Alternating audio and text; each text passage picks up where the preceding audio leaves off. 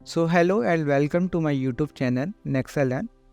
आज की क्लास काफ़ी बेसिक्स होने वाली है जो कि वेरिएबल्स के ऊपर होने वाली है, जो कि कोर कॉन्सेप्ट है प्रोग्रामिंग के ऊपर। वेरिएबल्स क्या होते हैं और ये क्यों इम्पोर्टेंट होते हैं और इनका क्या काम है पाइथन प्रोग्रामिंग के अंदर, आज की वीडियो इसके ऊपर होने वाली है। In the end of the video आप बहुत अच्छे से सीख जाओगे वेरिएबल्स के बारे में। चलिए स्टार्ट करते हैं।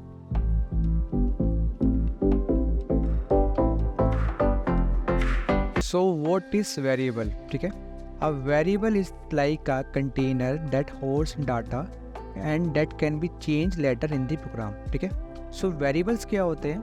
ये कंटेनर का काम करते हैं जो कि डाटा को होल्ड करते हैं। ठीक है, and that can be changed later in the program, जिसको हम बाद में भी चेंज कर सकते हैं प्रोग्राम के अंदर। ठीक है, in Python you declare a variable bye assigning it a value with the equal operator. हम यहाँ पे इक्वल ऑपरेटर का यूज़ करते हैं जब भी हम किसी वेरिएबल को कोई वैल्यू असाइन करते हैं। तो जैसे कि हमने यहाँ पे एग्जांपल है a=10। ठीक है, तो जो कि हमारा a है यहाँ पे वो वेरिएबल का काम कर रहा है, एंड यहाँ पे जो 10 है वो एक वैल्यू है जिसको हमने एक वैल्यू असाइन की है वेरिएबल्स के अंदर। ठीक है, जब हम पाइथन से पूछते हैं कि भाई a क्या है, a की क्या वैल्यू है, तो वो हमें बताता है कि इसकी वैल्यू 10 है। ठीक है, तो आप यहाँ देख सकते हैं यहाँ पे 10 हमारा आया। ठीक है, जैसे कि मेरा नाम यहाँ पे अंकित है और मैं यहाँ पे अंकित को बोलता हूँ कि अंकित की जो मैंने वैल्यू सेंड की वो कटारिया की मैंने। ठीक है, मेरा पूरा नाम अंकित कटारिया है, एंड मैंने यहाँ पे जब अंकित को रन किया तो यहाँ पे क्या आया, कटारिया आया। ठीक है, तो ऐसे ही हम किसी वेरिएबल में कोई वैल्यू को असाइन करते हैं, इसको हम वेरिएबल्स कहते हैं। ठीक है, यहाँ पे एक और एग्जाम्पल है माई वेरिएबल। ठीक है, और इसमें हमने क्या वैल्यू असाइन की है, हेलो पाइथन लर्नर्स। ठीक है, जब हम माई वेरिएबल्स को रन करेंगे, ठीक है, तो हमें क्या आएगा,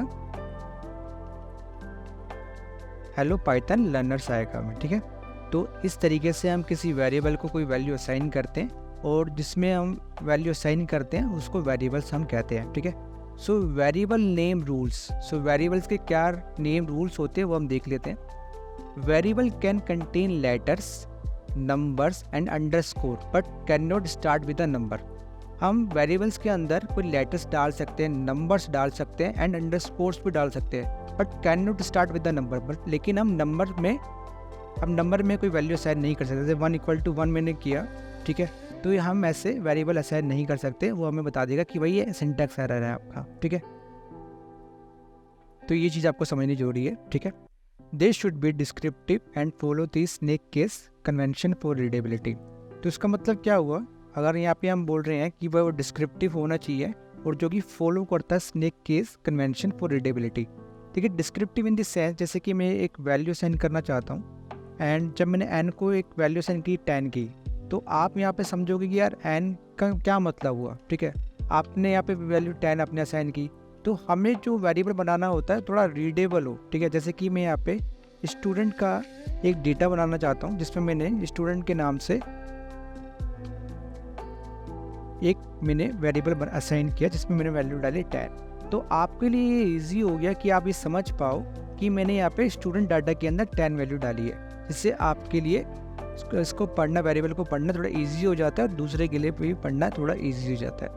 अब यहाँ पे बात हुई स्नेक केस की, तो आपने यहाँ नोट किया होगा कि मैंने जो स्टूडेंट डाटा है वो मैंने बीच में डैश लगा के मैंने यूज़ किया। ठीक है, इंस्टेड ऑफ दिस अगर मैं ऐसे यूज़ करता तो थोड़ा सा कूल नहीं लगता। ठीक है, मैंने क्या किया, इसमें डैश का यूज़ किया जिससे आप स्पेस की जगह ऐसा डैश आप यूज़ कर सकते हो। ठीक है, तो इसको स्नेक केस कहते हैं। ठीक है, और यहाँ पे मैं आप जो भी वैल्यू सेंड करूँगा वो इसके अंदर आपकी आ जाएगी। ठीक है, यहाँ पे क्या आया, 12 आया। ठीक है, तो काफ़ी ईजी है। अब नेक्स्ट पे हम चलते हैं कि डेटा टाइप्स। तो डेटा टाइप्स किस प्रकार के होते हैं, ये कितने होते हैं, वो एक बार हम देख लेते हैं। Variable can store different types of data such as integers, float, string and booleans. यहाँ पे बात होती है कि यार integers क्या होते हैं, यहाँ पे है whole number। तो हमारे 1 2 3 4 5 6 7 8 9 10 ये क्या है, हमारे whole number है जिसको हम टेक्निकल भाषा में कह सकते हैं integers। ठीक है, और उसकी शॉर्ट फॉर्म क्या होती है, int। ठीक है, यहाँ पे आप देख सकते हैं ग्रीन में आपको आया, जिससे पाइथन समझता है कि आप ऐसा इंटीजर पास कर रहे हो। ठीक है, तो नंबर्स को हम क्या कहते हैं, इंटीजर्स कहते हैं, शॉर्ट फॉर्म में क्या कहते हैं, इंट, ठीक है। फ्लोट्स क्या होते हैं? फ्लोट्स होते हैं आपके डेसिमल नंबर। जैसे कि किसी ने आपसे पूछ लिया कि भाई आपका वेट कितना है, ठीक है, आपने बोला कि सर मेरा वेट है 70.50 समथिंग, ठीक है, तो आपका जब पॉइंट्स आता है उसको टेक्निकल भाषा में कहते हैं फ्लोट नंबर, ठीक है, फ्लोट हम कहते हैं, ठीक है।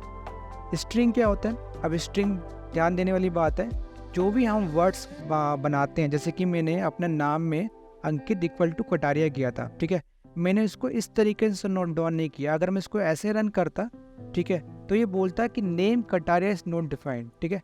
अब पाइथन नहीं पढ़ सकता कि भाई आपने जो यहाँ पे कटारिया दिया है ना ये क्या है, ठीक है, तो उसको हमें कोटेशन में बताना पड़ता है, जिससे वो समझते हैं कि ठीक है ये स्ट्रिंग है, ये वर्ड्स को स्ट्रिंग कहते हैं, एंड जब इसको हम करेंगे तभी हमारा कोड रन करेगा और इसकी वैल्यू साइन हो गई वेरिएबल में जो कि अंकित है।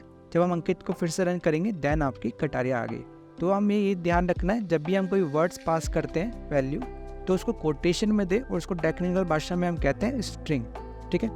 तो बड़ा क्लियर है, ये आप ध्यान रखना है। तो मैं यहाँ पे नोट डाउन करता हूँ ABCDEF जो भी रहता है उसको हम स्ट्रिंग कहते हैं, ठीक है, और शॉर्ट में हम कहते हैं STR।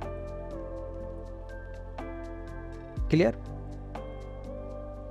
बुलियंस क्या होते हैं? बुलियंस होते हैं आपके ट्रू और फॉल्स, ठीक है। जब हम आगे जाके कंपैरिजन ऑपरेटर, लॉजिकल ऑपरेटर्स हम पढ़ेंगे तो आपको वहाँ पे देखने को मिलेगा ट्रू एंड फॉल्स, जो कि वो उसमें रिप्लाई आपको करते हैं। तो बुलियंस वैल्यू आपकी होती है ट्रू एंड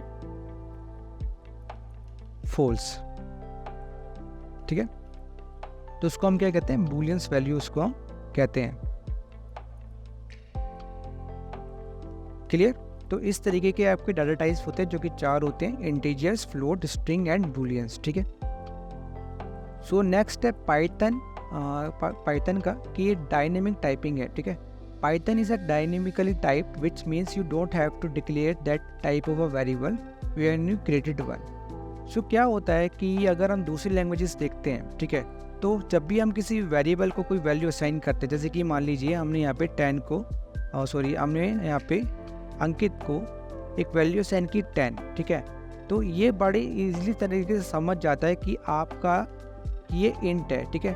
अदर लैंग्वेजेस में क्या होता है, इसको हमें पहले बताना पड़ता है कि भाई हम आगे एक इंट पास करने वाले, तो आप ये समझ जाना। लेकिन पाइथन क्या करता है, अगर इसको आप इंट नहीं देते हो तब भी ये समझ जाता है कि भाई आपने एक 10 नंबर दिया जो कि एक इंट है, तो इसलिए हम इसको डायनेमिक टाइपिंग हम कहते हैं, ठीक है। तो पाइथन काफ़ी स्मार्ट है, ईजिली समझ जाता है, बहुत ईजी लैंग्वेज है किसी के लिए भी सीखने के लिए, ठीक है। सो नेक्स्ट है हमारा using variables. So you can use variable to perform operation and store the result in new variables. आप एक वेरिएबल का यूज़ करके ऑपरेशन परफॉर्म कर सकते हैं एंड उसका जो रिजल्ट है अब वो न्यू वेरिएबल्स में हम डाल सकते हैं। तो उसका एक एग्जांपल देखते हैं, जैसे कि मैंने यहाँ पे a = 10 किया एंड b = 20 किया, ठीक है। एंड नाउ मैं यहाँ पे c नाम का एक वेरिएबल ले रहा हूँ जिसमें a प्लस मैंने b कर दिया, ठीक है। जब नाउ अब ये देखिए कि जो मैंने c नाम का वेरिएबल बनाया है इसमें मैंने a प्लस b कर दिया, जैसे 10 + 20 कर दिया, तो ये स्टोर हो गया एक नए वेरिएबल्स के अंदर, ठीक है। जब मैं c को रन करता हूँ तो इसका आउटपुट क्या है 30 का। तो यहाँ पे वो यही कहना चाह रहा है कि you can use variable to perform operation and store the result in new variable, जैसे कि हमने c के साथ किया, ठीक है। सो नेक्स्ट है बेस्ट प्रैक्टिस। आप अपने यूज मीनिंगफुल वेरिएबल्स नेम, आप एक मीनिंगफुल वेरिएबल्स के नेम बनाओ और keep your code clean and well commented, ठीक है। So thank you for watching this video. If you found this video helpful, please give us a thumbs up and subscribe for more Python tutorial. If you have any topics or suggestion, so please give us a comment down below, and happy coding. Thank you.